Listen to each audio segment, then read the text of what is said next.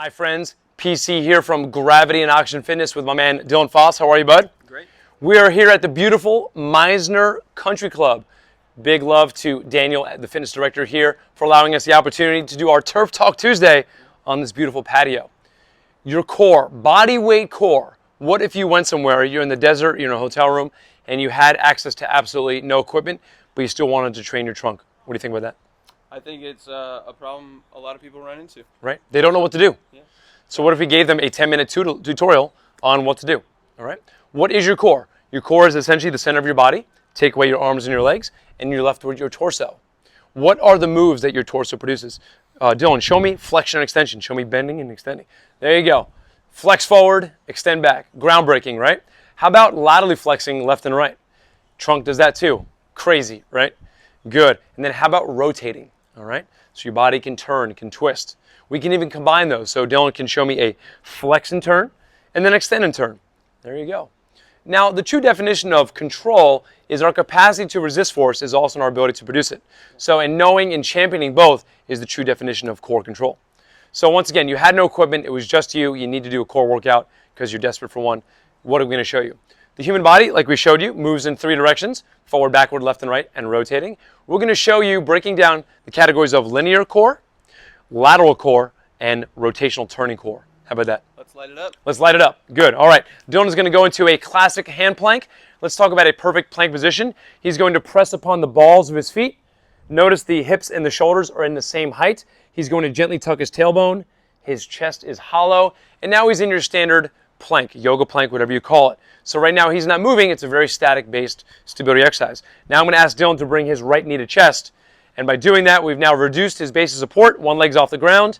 And now one knee is into the chest. And he's going to alternate legs with control one at a time. Very good. Here's a face-down linear core stability exercise.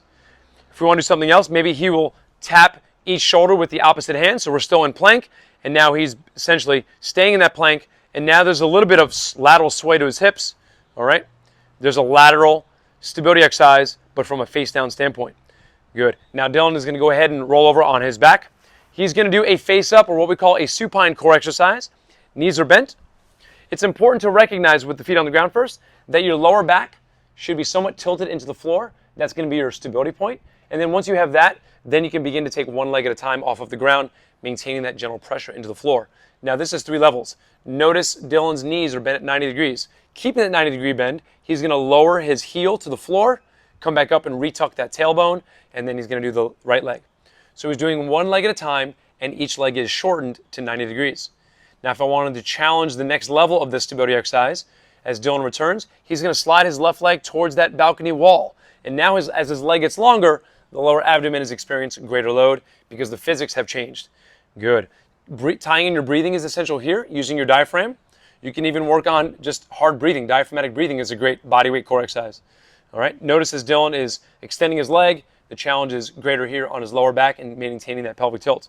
Now if we wanted to stay long leg the whole time, feet are in the air, and now Dylan is going to drop his entire left leg while it stays long, and that will be the greatest load of the 3 we just showed you. He can alternate his legs. If somebody has true capacity, then he can go ahead and focus on doing both legs at the same time, only to the depth at which he can maintain mild pressure of his lower back into the floor, retuck the tailbone. So those are basically face down and face up linear exercises. Dylan is going to turn to you onto his left elbow. He's going to go onto his elbow, and with the bottom leg out straight, top leg is out in front, we're going to take you through levels of lateral plank stability. He's going to raise up onto his forearm. He's going to imagine a basketball is under his hips, and then now he can choose to go one arm, or he can use a tripod of his right hand and then do simple lateral leg lifts. And in this, all right, gravity is trying to pull his body down towards the grass, but he's maintaining that height, and that is an example of getting contraction. And now he's getting really fancy with the high arm. Very good. And one leg. Outstanding. Good. Dylan's going to return his hips to the floor and then go to a hand plant left side. All right, good. Full hand plant left side. Good. Come all the way up off your elbow. Very good. Now he's going to tuck his bottom knee to his chest. Very good. So now we're just changing that position, making a fist with his right arm, and then like he's punching the floor, elbow to the sky. Very good. Notice he's still maintaining that lateral frame, a little bit more challenge with the top leg being the loaded leg instead of the bottom leg, and he would continue moving his arm up and down. You could add load, you can add a kettlebell to it, but once again, the load doesn't make the exercise makes the exercise. All right, very good. If we wanted to work on rotational core. Dylan's going to lay on his back once again. Keeping it safe, many people, in a faulty manner, unbeknownst to them, do exercise like this where it's actually harm to your lower back. So many people like to swing their legs wildly side to side without control, but what's happening is it's too great of a load on a twisting lower back. So we shorten the load by shortening the legs, and then you only go as far to the side as your opposite shoulder can stay to the ground. That's defining control of the posterior, and now he's doing a very intelligent form of rotary work. All right? If you happen to be with a partner and both of you are doing core exercises without any equipment, then I can do a mild resistance where he's now pushing into my hand. I'm not providing any pressure, only giving him a tactile cue of where to push from. Very good. Now, beyond thinking just the anterior body, we think of the posterior. So Dylan's going to roll to his hands and knees. He's now going to go ahead and then do what's called, you'll go flat first, okay? We're going to do a cradle rock. So he's going to extend his arms. Dylan's going to roll towards you guys, and then he's going to roll towards me. So in this, he's maintaining essentially a Superman frame, but he's adding a transverse roll, firing all of his posture muscles here. Glutes are firing, hamstrings. Another great rotation core exercise, body weight only. Very nice. Well done. And then now he's going to go hands and knees. And then now Dylan is going to go ahead and put his right hand behind his head, the right elbow to the floor.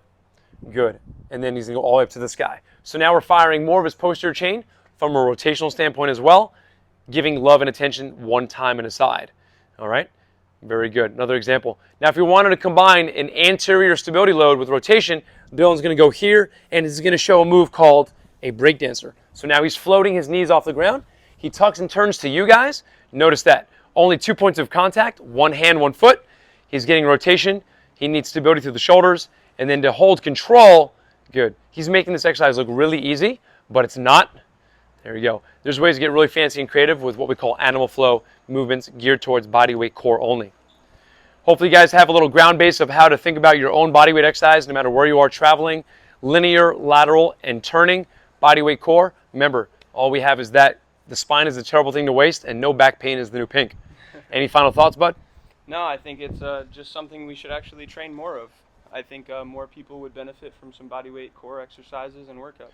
We are the most important piece of equipment you've ever used in a gym. Think about how to use it with your core. We'll see you on the next edition of T3.